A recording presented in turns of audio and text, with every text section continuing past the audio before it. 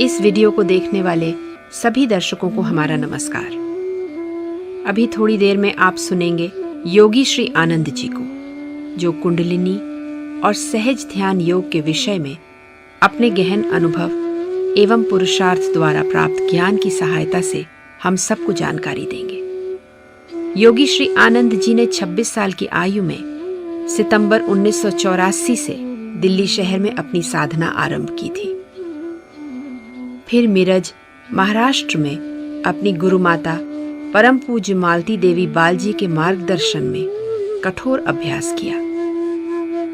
1993 में वो उत्तर भारत आ गए और 1 वर्ष तक शिवालिक पहाड़ियों में कठोर साधना की। इसके उपरांत अपने पैतृक गांव लौटकर उन्होंने गांव के बाहर एक छोटी सी कुटिया में कठोर योग का अभ्यास किया। इस कठोर अभ्यास के द्वारा प्राप्त ज्ञान की सहायता से आपने कई युवाओं का मार्गदर्शन किया है।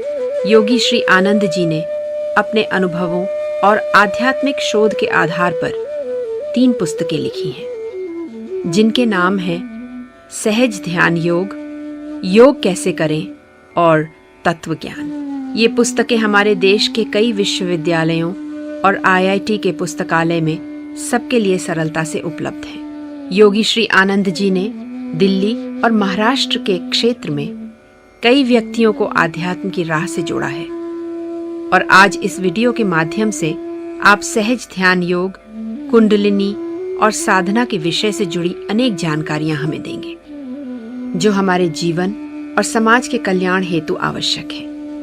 इसे ध्यान में रखते हुए योगी श्री आनंद जी हमें उन प्रामाणिक विधियों के बारे में बताएंगे जिनका उन्होंने बहुत समय तक अध्ययन किया है और जिनकी साधना की है। इन विधियों में प्राचीन एवं प्रभावशाली गुप्त मंत्र सम्मिलित हैं और लिखित में दुष्प्राप्य हैं, और ये सिद्ध विधियां गुरु शिष्य परंपरा तक ही सीमित हैं। तो आइए इन सिद्ध विधियों को जानने के लिए सुनते हैं योगी श्री आनंद जी को। अनुभव शेयर करना चाहता हूँ। हाँ जी जी जी।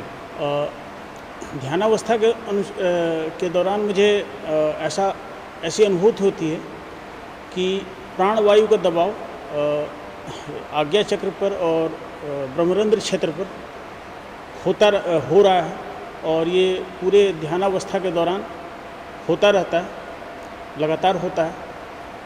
तो ये अनुभूति प्रायः होती है।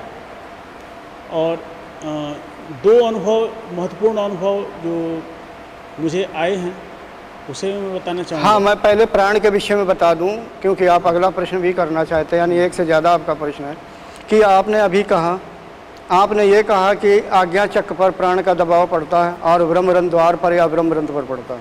उसका कारण ये है कि आपका कंठ चक्र भी खुला हुआ है, आज्ञा चक्र भी खुला हुआ और ब्रह्मरंध्र भी खुला हुआ है।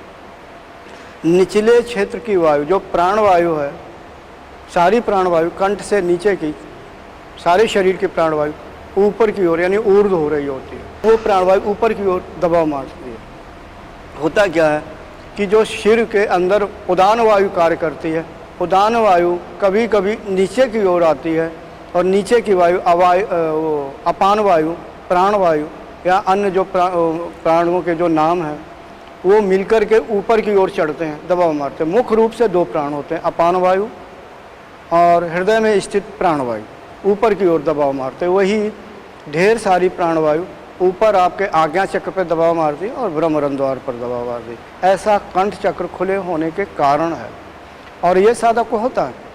अभ्यास अगर अच्छा हो, अभ्यासी अगर सात्विक है, सात्विक तो होगा ही होगा, नहीं कंठ चक्र कैसे खुला, आज्ञा चक्र कैसे खुला, ब्रह्मरंध्र कैसे खुला, साफ जाहिर है व्यवस्था अच्छी है आपकी। और ये प्राण है, स्थूल प्राण सूक्ष्म होकर के ऊपर की ओर दबाव देता रहता, अच्छी बात है। ध्यान के अलावा भी देता है, जैसे आप कभी ऑफिस में बैठे हों या कुछ कार्य कर रहे हों, कुछ एकाग्र हो, कभी कभी तो कार्य करते समय भी ये वायु प्राणवायु ऊपर की ओर दबाव देती रहती है। ये योगियों की यही पहचान होती है। और संसारी व्यक्तियों की क्या होती है कि प्राणवायु अधोगति की ओर हमेशा प्रेरित रहती है, जैसे अपान वायु नीचे की ओर, क्योंकि उसका स्वभाव है। हालांकि सभी चाहे योगी हो, संसारी हो, अपान वायु तो निकलती है, लेकिन ज़्यादा मात्रा में प्राणवायु ऊर्ध्व होती रहती है। एक मुझे और बात याद आ गई कि संसारी आदमियों का कंठ चक्र तो खुला नहीं होता है, उनको इस विषय में कोई उनका विकास तो होता नहीं है, तो वायु अपनी जगह पर क्रिया करती रहती है। जब शरीर का अंत होता है अर्थात मृत्यु के समय ये चीज़ बहुत अच्छी काम करती है। संसारी आदमियों का प्राणवायु कहाँ से निकलेगी, अधोगति से या कहाँ से, मुख के द्वारा, मालूम नहीं, ज़्यादातर यहीं से निकलती। लेकिन जिन साधकों का कंठ चक्र खुला हुआ, क्योंकि आपने प्राणवायु से संबंधित आपका परिचय, कंठ चक्र खुला हुआ और प्राण तो आपकी साधारण अवस्था में भी ऊपर की ओर जाता है, तो ऐसे साधक जब शरीर का अंत होगा अर्थात मृत्यु को प्राप्त हो गए, शरीर को त्यागेंगे, तो साफ जाहिर है कि ऊर्ध्व गति को प्राप्त होंगे, क्योंकि उदान वायु काम कर रहा है। ये काम उदान वायु का है। सिर के अंदर जो प्राणवायु काम कर रही, क्रियाशील हो रही, वो उदान वायु। और जब उदान वायु की क्रियाशीलता में प्राण यानी शरीर यानी प्राणवायु बाहर निकलती, शरीर का अंत होता है, तो ब्रह्मरंध्र द्वार से या और कहीं ऊपरी क्षेत्र से होता है, तो निश्चय ही मृत्यु के बाद ऊर्ध्व लोकों का मिलना तय होता है, ऐसा अटल सत्य है। और जिनकी प्राणवायु निम्नमुखी होकर के निम्न क्षेत्र से अथवा मुख के द्वार से निकलती है, तो उनको कौन सा आगे जन्म मिलेगा मालूम नहीं, कहाँ भटकेंगे मालूम नहीं। उनके अलग अलग कर्मों के द्वारा गति भविष्य की होती है। यहाँ भटकेंगे, पृथ्वी की परत में भटकेंगे यानी वासनादेह में जाएंगे, या ऊपर के लोकों में थोड़ा कर्म भोगने के लिए भुवर लोक ज़्यादा अच्छा कर्म वाला है तो पितर लोक में जाएगा, इससे ऊपर के लोक में नहीं जाएगा। मगर तुम जैसा साधक जब शरीर को त्यागेगा तो निश्चय ही पितर लोक कुछ नहीं है, ये तो संसारी आदमी प्राप्त कर लेता है, परोपकार करके, दान करके, सेवा करके, अच्छे कार्य करके पितर लोक तो मिलता है, बहुत लोगों को मिलता है। पितर लोक से ही मनुष्य जात का ज़्यादातर जन्म होता है। लेकिन जिनकी प्राणवायु वास्तव में ऊपर ब्रह्मरंध्र द्वार से या सिर के ऊपरी भाग से या उदान वायु के द्वारा ही उसका अंत हुआ है, अंत में उदान वायु ने क्रिया की हुई है, तो निश्चय ही ऊर्ध्व लोकों में जाता है। वो दो लोक होते हैं, जनलोक, तपलोक। हमारा मतलब है कि इस वीडियो के माध्यम से जो लोग सुने वो ये भी जाने कि अभी से निश्चित हो जाता है, जिनका कंठ चक्र खुल जाता है, कि मृत्यु के बाद हमारी कहाँ स्थिति होगी। बिल्कुल पक्का सर्टिफिकेट मिल गया आपको प्रकृति की ओर से, कंठ चक्र खुला है, वायु ऊपर गई, दबाव मारता है। यहाँ तो अभ्यास करते ही, मृत्यु के बाद भी यही साधना करने का फ़ायदा होता है। एक भौतिक जगत में तो होता ही होता है, सूक्ष्म जगत जब हम जाएंगे वहाँ भी लाभ है। यानी ऊर्ध्व गति को ऊर्ध्व लोकों में ऊर्ध्व गति होगी अर्थात ऊर्ध्व लोकों में विराजमान होंगे। उससे एक और फायदा, जब अगला जन्म लेंगे, जो ऊपर के लोकों से जब जन्म लेते हैं, तो निश्चय ही मनुष्य जाति में जन्म मिलता है। यानी अन्य शरीर, जाति का मतलब अन्य शरीर में नहीं जाता, पशु पक्षी में नहीं जाता। और जब ऐसा साधक, ऐसा अभ्यासी, ऐसा योगी अगर ऊपर के लोकों से आएगा, तो साफ निश्चय है कि अगले जन्मों में वो जरूर साधक बनेगा, क्योंकि संस्कार जो वर्तमान में, उसके वर्तमान में किए हुए संस्कार विद्यमान हैं, तो कर्म किए हुए विद्यमान है जो संस्कार के रूप में, वो अगले जन्मों में निश्चय निकलेंगे और प्रकृति की व्यवस्था करेंगे। हाँ, तुम्हारे प्राणों का ये उत्तर है। हाँ, आगे कुछ पूछना चाहते थे, क्या पूछना चाहते थे? हाँ, एक और बात इससे जोड़ना चाहूँगा जी, कि ये अनुभूति मुझे यदि मैं ध्यान में नहीं भी हूँ तब पर भी ये होती है। जैसे मैं यात्रा कर रहा हूँ बस में, या कहीं पैदल चल रहा हूँ, या कभी कभी बाज़ार में भी घूम रहा हूँ, तो ये अनुभूति सिर के क्षेत्र में होती रहती है। तो कई बार मैंने इसको अनुभव किया है, और ये आश्चर्यचकित करने वाला मुझे भी रहा कि मैं बिना ध्यान के भी ऐसा हो रहा है। हाँ, हमने अभी बताया कि ये जरूरी नहीं, जिनका कंठ चक्र खुला हुआ, जिनकी साधना अच्छी यानी तीव्र गति से साधना करते हैं, कठोरता से करते हैं, नियमों का पालन करते हैं, अध्यात्म के नियमों का पालन करते हैं, तो निश्चय ही ऐसे साधकों का ऐसा नहीं है कि प्राण तभी ऊपर चढ़े जब वो समाधि अवस्था में हो या ध्यान करने के लिए बैठे हैं, ऐसा नहीं होता। व्यवहार की दशा में भी प्राण ऊपर की ओर गति करता रहता है, उसका एक स्वभाव बन जाता है प्राण का कि वो ऊपर की ओर गति करने के। यही कहते हैं नहीं, साधक की एक प्रकृति बन जाती है कि ध्यान करे, बैठे, उसकी सोच भी उसी में हो जाती है, क्योंकि प्राणों की गति ऊर्ध्व होती रहती है, ऊर्ध्व होती रहती है। यही उसमें उसका यानी विकास होता रहता है। प्राण सूक्ष्म होकर के ऊपर की ओर दबाव देते रहते हैं, आगे का विकास कार्य चलता रहता है। ध्यान के अलावा नहीं, जितनी देर ऊपर की ओर प्राण रहेगा, नहीं सिर में दबाव देगा प्राण, समझ लो विकास का कार्य चाहे धीमी गति से हो रहा लेकिन हो रहा है, ऊर्ध्व हो रहा। तो ये एक अच्छे अभ्यास की पहचान है और अच्छी बात है। आपका ध्यान भी अच्छा लगता होगा, क्योंकि जब वो बिना ध्यान के यानी समाधि के आपका प्राण चढ़ जाता है। यानी आप चाहे मार्केट जा रहे हो, यात्रा कर रहे हो, कुछ भी कर रहे हो, सांसारिक काम कर रहे हो, फिर भी अगर ऐसी क्रिया हो रही है तो अच्छे साधक की पहचान है। अभ्यास करते रहिए और भी आगे ऐसी अनुभूतियाँ होती रहेंगी, यानी आपका विकास होता रहेगा। और कुछ? हाँ, एक दो अनुभव मैं बताना चाहूँगा। जी। एक अनुभव एक बार ध्यानावस्था के दौरान आया कि एक ज्योतिर्मय शिवलिंग है, प्रकाश से बना हुआ शिवलिंग है, श्वेत प्रकाश का बना हुआ शिवलिंग है, और उसे प्रकाशनुमा धुआं बाहर की ओर लगातार आ रहा है। उस ज्योतिर्लिंग से निकल रहा है, लगातार हाँ। बाहर की ओर निकल रहा है। तो एक अनुभव यह है, और दूसरा अनुभव है, हाँ, ये जो तुमने अनुभव बताया कि ध्यानावस्था में शिवलिंग दिखाई दिया और धुआं जैसा, यानी वो प्रकाश निकल रहा, प्रकाश का ही स्वरूप होता है। स्थूल प्रकाश तो ऐसा लगता है, ध्यान में ऐसा लगता है कि निकल रहा। अच्छा, होता क्या है? अब देखें शिवलिंग क्या है। वैसे संसारी शब्द में तो पता नहीं किसकी पहचान बता देते हैं, यानी सेक्स की पहचान बता देते हैं कि उसको कह देते हैं सिंबल, पहचान नहीं सिंबल बता देते हैं। ऐसा कुछ नहीं है। लिंग का मतलब है व्यक्ति रूप में, यानी अपरा प्रकृति का दूसरा स्वरूप। यहाँ पर मैं इस विषय में नहीं बोलूँगा ज़्यादा, क्योंकि यहाँ विषय नहीं है, आपके हमें अनुभव के विषय में बताना। तो ये आपको जो शिवलिंग दिखाई देते हैं वास्तव में अपरा प्रकृति अंडाकार स्वरूप में है, और कभी कभी ये शिवलिंग के रूप में भी दिखाई देती है। और शिव जब अगर ये अंडाकार है और ये अपरा प्रकृति है तो शिव शब्द कैसे जुड़ा? उसका कारण है कि शिव नाम का देवता है, वो कण कण में, यानी ऐसा देवता जो कण कण में व्याप्त हो, किसमें? अपरा प्रकृति में, इसलिए उसका नाम शिवलिंग भी पड़ा।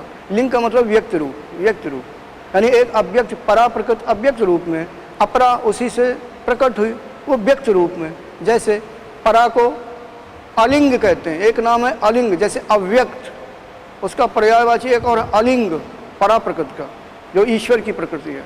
गीता में कृष्ण ने अपनी प्रकृति परा भी कहा है, अपरा भी कहा है कि गीता में ये बताया है अर्जुन कि मेरी दो प्रकार की प्रकृतियाँ हैं, परा और अपरा। यहाँ पर अपरा की बात हो रही है, अपना क्षेत्र, यानी हम अपने भोग का विषय अपरा है। तो वो जो अलिंग के रूप में रहती है, यानी उसकी कोई पहचान नहीं है, कोई स्वरूप नहीं है। इसीलिए मैंने कुंडलिनी के विषय में कहा कि वो अदृश्य रूप में है, अव्यक्त रूप में, और ये अपरा प्रकृति व्यक्त रूप में है और लिंग रूप में। लिंग यानी पहचान, कि उसका क्या पहचान है, तो ये अव्यक्त रूप में। तो क्या हमें वो एक पिंडाकार रूप में दिखाई देती है, जिसने जो हमें यानी जो यहाँ पर नाम पड़ा शिवलिंग नाम पड़ा। शिवलिंग का इस विषय में तो और कहीं पर मैं फिर बताऊँगा। तो ये जो हमारी प्रकृति है, अपरा प्रकृति है, वास्तव में ये आपका मूल स्वरूप अंदर का ही होता है, क्षेत्र का होता है, जो अभी तो इस अवस्था को प्राप्त नहीं हुए, आगे चल के। या आपका जो अभी आपने कहा प्रकाश, प्रकाश कैसा था? श्वेत कलर का, हर कलर का। हाँ, श्वेत कलर का प्रकाश सूक्ष्म जगत से संबंधित होता है। श्वेत कलर का प्रकाश जब सूक्ष्म जगत या सूक्ष्म शरीर से संबंधित होता है, इसका ये है आपके अंदर जो सूक्ष्म शरीर और सूक्ष्म जगत विकसित हो रहा है, वो स्वरूप इस रूप में, वो मतलब चीज़ इस रूप में दिखाई दे रही कि शिवलिंग ऐसे हमें दिखाई दे रहा है। वो आपका ही एक तरह का स्वरूप है और अंदर से दिखाई दे रहा। अब शिवलिंग को कहें कि शिवलिंग और मेरा स्वरूप क्या है? सही बात तो ये है कि हर एक जीव भी ईश्वर का ही स्वरूप है, बाद में वैसा बन जाता है। लेकिन जो शिवलिंग नाम दिया वो अपरा प्रकृति से संबंधित, यहाँ अपरा प्रकृति नहीं है, क्योंकि हम भी उसी के समान है चेतन तत्व में। तो इसलिए यहाँ पर आपका अंतःकरण में ये दिखाई दे रहा है कि और उससे प्रकट रूप में प्रकाश दिखाई दे रहा है, क्योंकि वो सूक्ष्म जगत सूक्ष्म प्रकाशित है, प्रकाश से बना, यानी जड़ की अपेक्षा वो अधिक सूक्ष्म, जो चीज़ अधिक सूक्ष्म होती है वो प्रकाशित होती है। धीरे धीरे उसका प्रकाश बढ़ता चला जाता है, और प्रकाश का कारण होता है सत्वगुण। सत्वगुण प्रकाशक होता है, तो वर्तमान की अपेक्षा स्थूल शरीर की अपेक्षा होता है, यानी प्रकाशित ज़्यादा होता है सूक्ष्म जगत में। और अगर जो हम उसको शिवलिंग की बात मान लें तो हमें अपरा प्रकृति को भी समझना होगा कि यानी अपरा प्रकृति या शिवलिंग, जो वो देवता नाम इसलिए शिव जुड़ा हुआ है, यानी जो शिव नाम के देवता हैं, शंकर जी, रुद्र, तो ये कण कण में बात, यानी संपूर्ण ब्रह्मांड में ये देवता, यानी जिन्हें ईश्वर भी कह देते, भगवान भी कह देते, हालांकि इनकी परिभाषाएं अलग हैं। परा प्रकृति में जो वास्तव में सगुण ब्रह्म है उसे हमें ईश्वर भगवान कहना चाहिए, मगर हम भी इनको सम्मान देने के लिए कह देते हैं। तो ये इस रूप में कण कण में व्याप्त है, तो इस रूप में शिवलिंग कहते हैं। तो ये जो आपको दिखाई दे रहा है एक अच्छी बात है। आपका आंतरिक विकास अच्छा हो रहा है, प्रकाशित हो रहा है, यानी शुद्धता की ओर बढ़ रहे हैं, यानी कुल मिला करके अच्छा ही अच्छा है, आपका विकास हो रहा है। एक और दूसरा अनुभव है जिसमें एक ध्यानावस्था के दौरान एक आँख प्रकट हो जाती है, एक चमकीली आँख प्रकट हो जाती है हाँ। और जो मेरी ओर ऐसा लगता है कि मेरी ओर देख रही है। और ये कई बार मुझे ध्यानावस्था के दौरान ये ऐसा अनुभव हुआ, दिखाई देता है। देखो ये आँख दिखाई देती है, एक आँख होगी, एक आँख कभी ये खड़े आकार में दिखाई देती है, कभी आड़े आकार में दिखाई देती है। खड़ी का मतलब खड़े आकार में, कभी आड़े आकार में, हाँ? तो ये दिखाई देती है। ये वास्तव में दिव्य दृष्टि है। अगर आप ध्यान दें तो ये जो भौतिक आँख है, भौतिक नेत्र है, इससे थोड़ी बड़ी होती, थोड़ी सी बड़ी होगी, बड़ी, और इससे ये यानी वो उज्जवल होगी, अच्छी स्वच्छ होगी, वो दिखाई देती है। तो क्या होता है, आपके तो वो क्षेत्र खुला हुआ है, बहुत यानी दिव्य दृष्टि तेज है, प्रकाशित यानी अधिक तीव्र गति से काम करने वाली, यानी पैनी भाषा में, यानी योग की भाषा में दिव्य दृष्टि आपकी बहुत पैनी, तो वो बराबर काम दिखाई देती है, उसका स्वरूप दिखाई देता। अगर ऐसी अवस्था में साधक अथवा आप दिव्य दृष्टि से काम लेना चाहें तो अवश्य ले सकते हैं, एक संकल्प के द्वारा। दूसरा, जब वो दिखाई दे, अगर हमें याद आ जाए और मन में संकल्प करें कि हमें अमुक चीज़ दिखाई दे, हालांकि जहाँ तक हो सके मत देखने की कोशिश करना, मगर ये एक जानकारी के तौर पर करते, तो वो दिव्य दृष्टि देखने का भी काम करने लगते हो। दिव्य दृष्टि में तो दिव्यता में जो भी भरा हुआ, दिव्य लोक यानी सूक्ष्म लोक, और सूक्ष्म लोक ही नहीं, दूर दृष्टि भी उसी से प्राप्त होती है। दूर दृष्टि यानी यहाँ से दूर, यानी इस भूलोक, पृथ्वी लोक, यानी सारे संसार के किसी भी क्षेत्र का दृश्य देखा जा सकता है। ये अभ्यासी के ऊपर है, जो इस प्रकार का अभ्यासी है, इस अवस्था वाला है, इस योग्यता वाला है कि उसकी किस अवस्था में साधना चल रही है, ये ध्यान में। यानी ज़रूरी नहीं कि एक अभ्यासी दूसरे अभ्यासी के समान देख सके, ऐसी कोई बराबरी नहीं होती है। तो ये इसकी योग्यता चित्त से संबंधित होती, कैसे कर्म है, कैसे इसकी संयम चल रहा है, कैसा विकास हो रहा है, तो उससे आप देख सकते हैं दिव्य दृष्टि के द्वारा। और सारी चीज़ें इसी के द्वारा पूर्व काल में भी देखी जाती थी। आमतौर से जैसे कई बार शास्त्रों में वर्णन आया, संजय वगैरह का वर्णन आया, तीसरे नेत्र में कुंडलनी का भी तीसरे नेत्र का कई जगह शास्त्रों में वर्णन मिलेगा। और भगवान शंकर को तो आजकल किसी भी जगह चित्र में देखो, यानी कैलेंडर में देखो, कहीं भी देखो तो तीसरा नेत्र बना दिखाई देता। और ये नेत्र प्रत्येक मनुष्य के सूक्ष्म शरीर के अंदर होता है। इस नेत्र को वही विकसित करवाते हैं जो आध्यात्मिक क्षेत्र में प्रयास करते हैं, आगे की ओर बढ़ते हैं। जैसे कि आपने प्रयास किया और आपने उस क्षेत्र को अपना विकास कर लिया, यानी खोल ली। तो ये जो आँख दिखाई देती है दिव्य दृष्टि है। मैंने इसलिए अभी मना कि इससे काम नहीं लेना। दिव्य दृष्टि के द्वारा जितना काम लिया जाता है वो स्वयं का योग बल होता है। लगता है देखने की हम बहुत अच्छी चीज़ देख रहे हैं। आपकी अगर इच्छा चले कि पृथ्वी के किसी भी क्षेत्र की चीज़ देख सकते हैं, उसमें दूरी का कोई मतलब नहीं। ठीक ऐसे जैसे आप हमें देख रहे हैं, चाहे यहाँ से 10,000 किलोमीटर का देखिए, कहीं का भी देखिए, या सूक्ष्म लोग देखिए, आप मन के अंदर संकल्प करिए। लेकिन जो कुछ दिखेगा या जो कुछ कार्य करेगी वो आपके योग बल पर होगा, आपका योग बल खत्म होगा। इसलिए साधक को मैं कभी राय नहीं देता हूँ, जो दिख जाए ध्यान में दिख जाए, मगर कभी दिव्य दृष्टि का भौतिक कार्यों के लिए प्रयोग ना करें। योग बल को बनाए रखें। जब कभी दूसरे का मार्गदर्शन करें, इतने योग हो जाएं, तो उस समय मार्गदर्शन के समय दिव्य दृष्टि का प्रयोग करें एक परोपकार के रूप में, तो एक अच्छी बात है। और गुरु पद पे जो हो वो ज़्यादातर दिव्य दृष्टि का भी प्रयोग करते हैं ज़रूरत पड़ने पर मार्गदर्शन के लिए। तो ये आपने जो कुछ बताया ये आपकी दिव्य दृष्टि दिखाई देती है और ये एक अच्छी बात है। लोगों को अनुभव आता रहता है। जो लोग इसका प्रयोग ज़्यादा करते फिर उन्हें ज़्यादा दिखाई देने लगती है। अगर आप प्रयोग नहीं करेंगे तो कम दिखाई देंगे। हमारे किताबों में जो मैंने दूसरी किताब योग कैसे करें उसमें बहुत विवरण मिलेगा। कई लोगों को मैंने कई दिव्य शक्तियों को इसी के द्वारा देखा और इसका वर्णन तो मैंने अपनी अन्य पुस्तकों में भी किया हुआ। तो ये आपकी दिव्य दृष्टि है।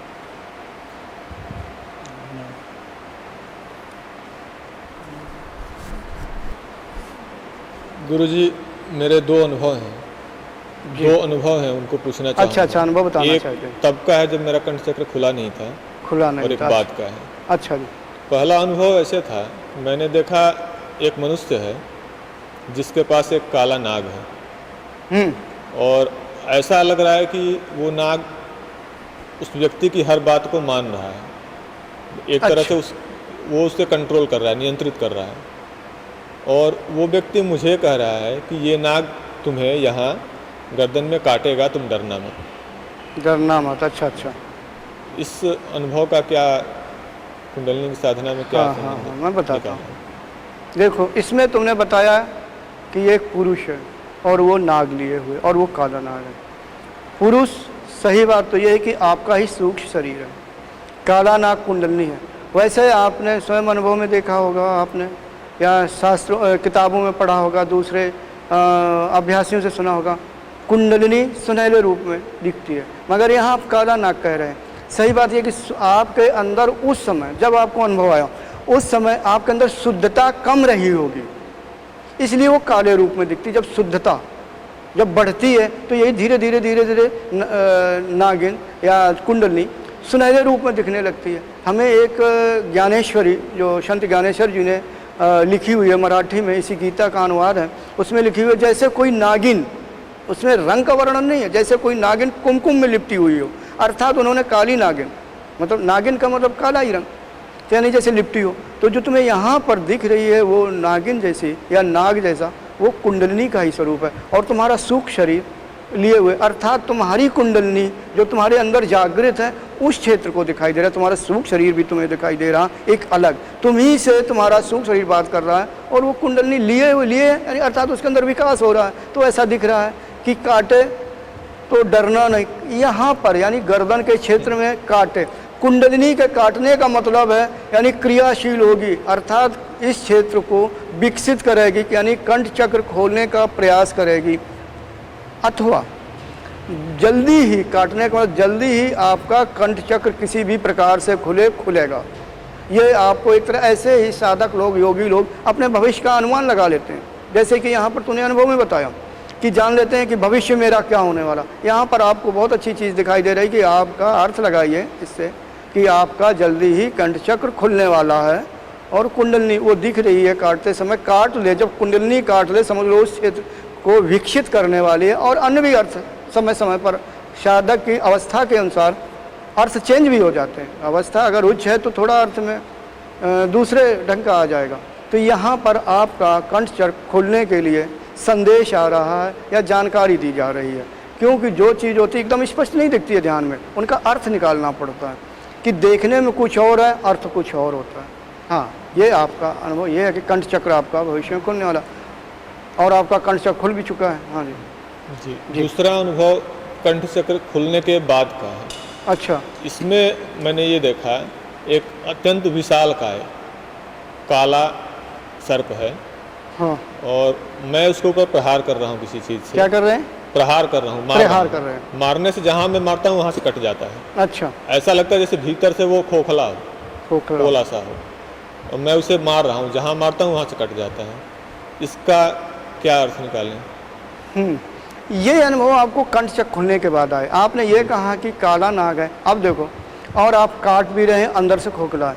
यहाँ पर हम कुंडलिनी का अर्थ नहीं लगाएंगे, हमें काला नाग, अहंकार भी काले नाग के रूप में दिखाई देता है।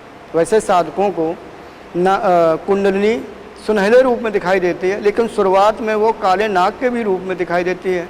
लेकिन यहाँ पर जो अनुभव बता रहे हैं, आप सुना रहे हैं हमें, तो ये आपका अहंकार है। आप कह रहे हैं यानी अहंकार, आप कहेंगे कि बहुत मोटा सा, और आप काट रहे एक अच्छी बात है, अध्यात्म में अच्छी बात है। बहुत दिनों यानी अनंत काल से, जब से आप जन्म लेते आए हुए हैं, तो ये जो तमोगुणी अहंकार है ये बलिष्ठ होता रहा, विशाल का अहंकार। और अब आप अध्यात्म की दुनिया में आ गए, यानी आप आध्यात्मिक विकास कर रहे हैं, आपका आंतरिक विकास भी हो गया, आपका कंठ चक्र हो गया, यानी अच्छी अवस्था पा ली। तो वही अहंकार जो आपको ये बहिर्मुखी तमोगुणी हो रहा, अब ये जो कुंडलिनी है, अब हम सत्वता की ओर जा रहे हैं, आगे अपना विकास कर रहे हैं। यानी एक तरह से इस अहंकार के एक विरुद्ध जैसा, अहंकार बहिर्मुखी होकर के हमें संसार में हमें प्रेरित करता रहता जाने के लिए, बहिर्मुख बनाए रहता, और कुंडलिनी हमें अंतर्मुखी बनाती है। दोनों का एक विरोधाभास है, एक तमोगुण है, एक सत्वगुण। तमोगुण ये अहंकार जिसे तुमने काटा, कुंडलिनी सत्वगुण वाली है और अंतर्मुखी हो रही है, यानी अपने स्वरूप की ओर जा रहे हैं। और ये अहंकार हमें बहिर्मुखी करके संसार की ओर ले जाता है, जिसके कारण हमें जन्म मृत्यु आयु को हम लोग प्राप्त होते हैं। तो आप जो काट रहे हैं आध्यात्मिक रूप से, जो आपको दृश्य आ रहा है, आप काट रहे हैं और खोखला है, वास्तव में समस्त यानी अपरा प्रकट पीड़ित ब्रह्म मात्र है। इसका ज्ञानी जब ज्ञान की दृष्टि से देखता है, यानी तत्व ज्ञानियों की दृष्टि में इस प्रकृति का कोई अस्तित्व नहीं। अभी यहाँ वो विषय नहीं उठाऊंगा। ये जो आपने कहा खोखला, ये एक और अच्छी बात है। चलो अच्छा है, नहीं तो बहुत से लोगों को दिखाई देता है अंदर काला काला पदार्थ भरा हुआ, वो तमोगुण होता तो और कठिन बात होती है। आप काट रहे हैं, अर्थात अपने तमोगुणी अहंकार को कम कर रहे हैं, कमज़ोर कर रहे हैं, और इससे आपको लाभ मिलेगा कि आध्यात्मिक विकास अधिक होगा। और अच्छी बात, हालांकि वो कटेगा नहीं, कटता हुआ टुकड़े टुकड़े में भले दिखाई दिया हो, लेकिन अहंकार कट के ये नहीं कि जैसे भौतिक रूप से सर्प को काट लो कट गया मर गया, ऐसा कुछ नहीं होता। लेकिन जो भौतिक अहंकार, जो वो अहंकार है, उसका स्वरूप धीरे धीरे छोटा होने लगता है। तमोगुणी अहंकार जो उसके अंदर भरा है, जिससे उस स्वरूप को प्राप्त हुआ, वो धीरे धीरे कमज़ोर पड़ने लगता है। तो ये अनुभव तुम्हारा अच्छा है, आध्यात्मिक विकास होगा आगे चल करके और होगा। और वैसे भी अभ्यास में लगे हुए विकास ही विकास है।